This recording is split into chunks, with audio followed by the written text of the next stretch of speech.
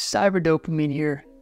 It's crazy, you know, time flies. We've got the ROG Ally, Legion Go, Steamdeck OLED. These things are rad, and I've put hundreds of hours into each one. I know them so well, and they've changed. There's been updates like crazy, and so I thought, you know what? A lot of the comments people are asking, like, I played this, or I'm a dad with 3 kids, what's the most convenient handheld? There's a ton of questions, so let me do my best to kind of put it into perspective for you guys as for what you should consider. And then whatever one you like the most, I've made a separate video on it. So which handheld is the most convenient? It's quite obvious that the Steam Deck is extremely convenient. This thing is a console-like experience. Whereas with these Windows handhelds, these are just computers. I mean, the Steam Deck's a computer too, but this ain't sugarcoating anything, okay? These things are actually like having a gaming PC. And so there's maintenance, you know, you've got to update your drivers, you've got to fix a lot of problems that come up. There's a ton of glitches, especially with these touchscreens. Windows isn't really optimized and user-friendly, but the Steam Deck is just like, you press the power button, you pick up exactly where you were 7 hours ago or the day before in the middle of Skyrim or whatever game you want to play. Double tap to play your game, right? I've mentioned this before, you know, Windows, it's like 7 taps to play a game. A huge part of convenience is like, you know, you want to know that if you bring this with you to your friend's house and they start talking about football, you want to pop this on and not worry about battery. You just want to play it. You know, the Steam Deck wins for that because I'll go into battery in a minute here. So which handheld has the best battery? Well, if you're looking at buying the Legion Go or the ROG Ally to play on the go, I hate to break it to you, but it's going to be a stressful situation. It is not going to be an easy peasy, let's go have fun playing games situation. And what I mean is, like, maybe you're in the backseat of a car going from Oregon to California, or you're on an airplane that doesn't have an outlet next to you. You're only going to get about an hour of solid gaming time, especially with these AAA games.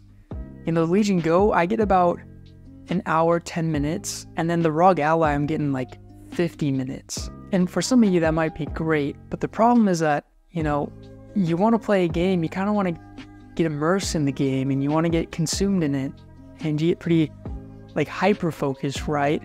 And so it's actually what I've mentioned this before, when you're playing on a Windows handheld, you're kind of like playing in fear. So here's Elden Ring, it's unplugged and it's awesome, super smooth experience. I cannot complain, except for the fact that as I'm playing and I'm jumping on my horse, like half of my brain is stressing out that the 20% battery is going to pop up on me. And then it does. And so it's like, you can't really get immersed in the game. The Steam Deck OLED, you know, when you turn this thing on, you've got a good like 3 hours of playtime. You don't have to worry. And when you put it to pause, you know, you turn off the game, set it to the side, you can come back and the battery hasn't drained much. Like, it's just super easy going. So if you are someone who wants to play on the go, the Steam Deck by far is the winner. Now let's talk about the big one, which is performance, right? Here's a problem. This is what a lot of you guys are kind of conflicted on. It's like, I could get a Legion Go or a ROG Ally with really good performance, but then I don't get that clean user console-like experience and I get horrible battery. So what should I do? Well, you got to ask yourself, what kind of games do you play? Because the way I see it with the Steam Deck is this thing is a Honda Civic. And what that means is it's a very good, reliable car. It's not the fastest car, but it can go on the highway just fine. But if you are someone who likes those first-person shooter games, you like those like AAA games, and maybe you want to hold on to one till Grand Theft Auto 6 and all these future releases, you know, that's where the Legion Go and the ROG Ally should kind of be in your favor.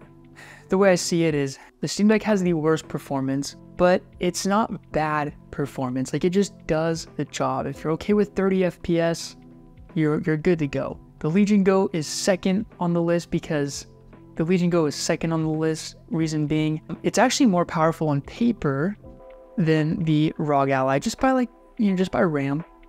But for some reason, I'm getting way less frames than the ROG Ally. This thing is number one. For example, on the finals, as you can see, I've got 90 FPS as an average. Sometimes I'm breaking 100 frames per second on the ROG Ally. which is crazy for a handheld. The Legion Go, I'm stuck at around 70, and I never really hit past 100. Now let's talk about the best display. This is interesting because each device has a strong suit within its display. The Steamdeck OLED has an OLED screen. The ROG Ally has a variable refresh rate. And then the Legion Go has a giant high-resolution big old screen. So you got to pick your demon. A lot of this is preference. For me personally, I go with the Legion Go screen every single time, except for when I'm playing tense first-person shooter games with my friends or my brothers. That's where I choose the ROG Ally. Because of the variable refresh rate, things are much smoother. You know, but with these RPG games, these games where you kind of want to like get consumed in the game, you're not like super competitive, you just kind of want to get lost. The Legion Go has the best screen for that, and the Steamdeck OLED is incredible. Obviously, as you know, blacks are black, colors are quite vivid. It's a very bright screen if you get the game one that supports HDR. But here's the thing, I don't ever come to the Steam Deck for the screen. I never have, don't think I ever will. Even on the big old game, like I get the hype around an OLED, but when I come from the Legion Go, I'm actually quite bummed. And so I either go into the Steam Deck just for that convenience. Sometimes I don't feel like keeping it in the charger all the time, and I know that if I put the device to sleep, it's gonna wake back up. But the screen has never been like a strong suit. So I guess the simplest way to put it is like, if you want to get immersed in your game, you want to get lost in the world, Legion Go. If you like to play games because you're competitive, you like those fast-paced games, ROG Ally with the variable refresh rate. And if you like retro games and then you like to dabble in the AAA games here and there, I would say the Steam Deck OLED. Okay, the next thing I wanted to talk about is durability, right? That's huge. These are handhelds. You want them to last.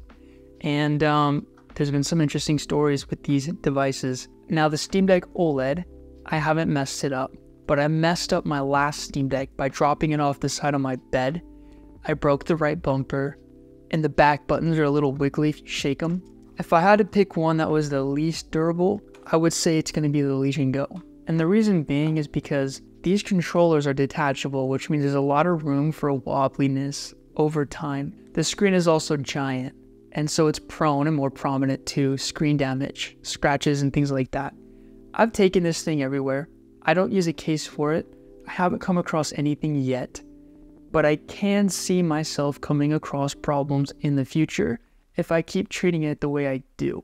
Other than that, it's a very sturdy device. If you shake it, there's a lot of moving things, okay? And that's why I'm a little fragile with it. Second place is the Steam Deck OLED. Now, I'm not saying that this thing is not durable. It's always dependent on circumstance and physics of the fall, but I did see the most wear and tear on my original Steam Deck that I had for a year. And this device right here, I haven't seen any wear and tear. I've taken it on flights. I've been all around, it's been through it. So far, nothing. But number one on the durability test by far, as I've mentioned this many times, is the Legion Go. This thing is built like a tank. Listen, I'm not going to ask y'all to subscribe. You don't have to if you don't want to. Just tell me what I can do to make my videos better. This stuff is I'm obsessed and I want to really grow this. So please tell me what I can do better. Okay, now let's go to the next topic. It is able to withstand damages. I've dropped this maybe 4 or 5 times. Like I've mentioned before, my friend James threw it off a roof. I have been through hell and back with this thing. I'm serious. Ring scratching into it, dropping it. I don't use a case for it. When I travel, which I do quite often, which is probably why I love handhelds, I don't have to worry about this thing at all. And every time I turn it on, even after all these scratches, dents, and problems, it's still ready to present itself really well. Now I just want to talk about portability, because again, these are handhelds.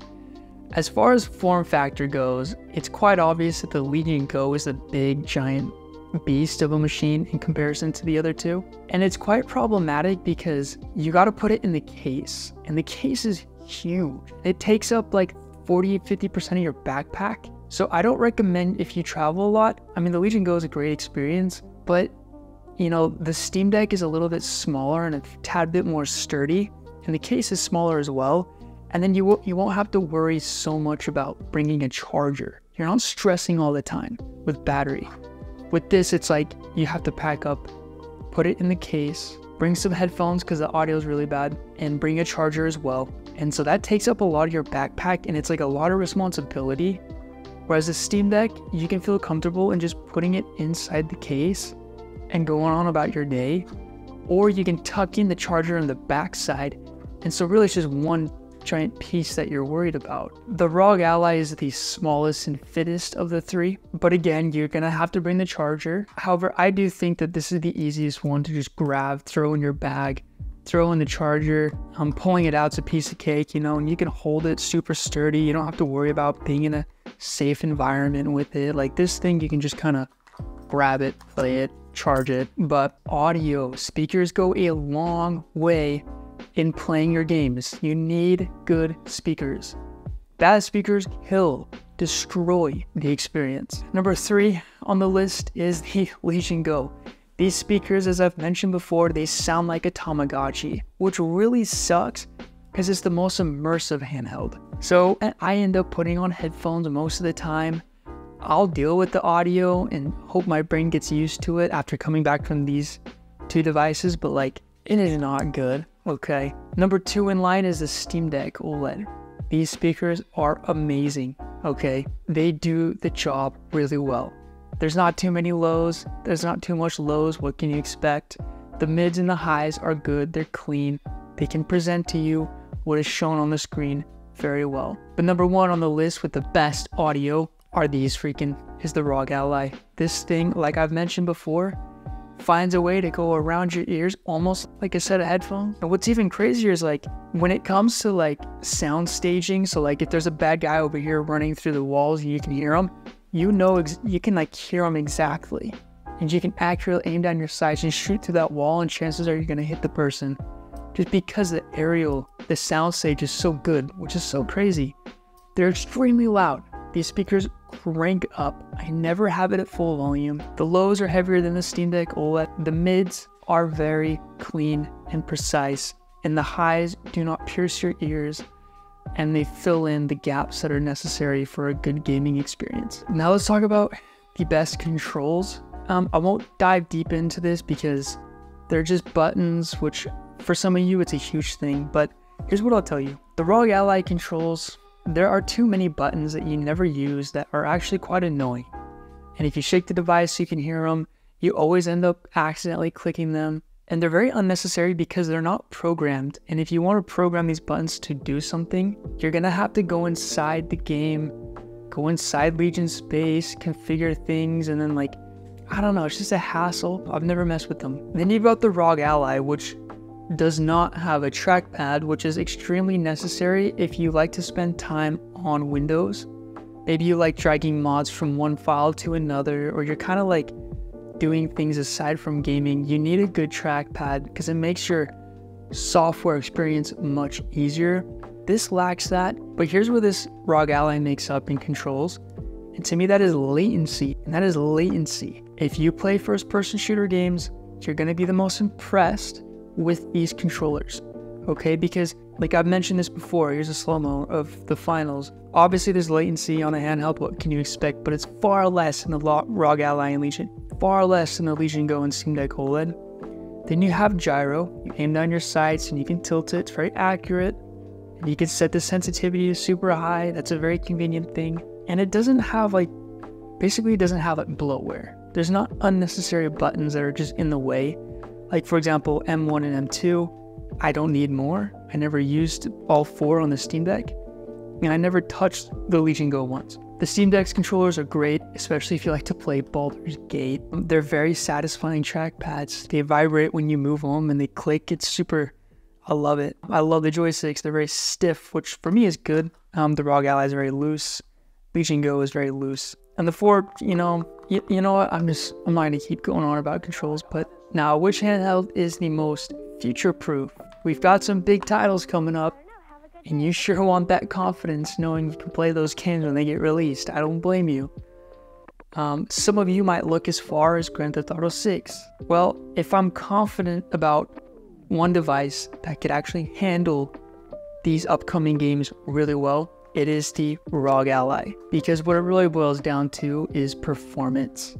And this thing, like I've said, is so good at performing at its finest. It just, man, I hit frame rates that my gaming PC 5 years ago couldn't hit.